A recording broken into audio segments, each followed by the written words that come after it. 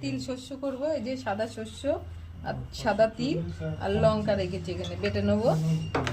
মাছগুলো ভেজে নেবো, বড়িগুলোও ভেজে নেবো। মাছগুলোতে লবণ হলুদ দিয়ে দেবো। লবণ দিলাম, হলুদ দিলাম, এবার মাখিয়ে মাছগুলো ভেজে নেবো। গরম হয়ে গেছে, মাছগুলো ভেজে তুলে নেবো। তুলে নিলাম, তুলে নেবো। বড়ি, শুকনো লঙ্কা দিলাম, একটু কালো জিরে ফোড়ন দিলাম,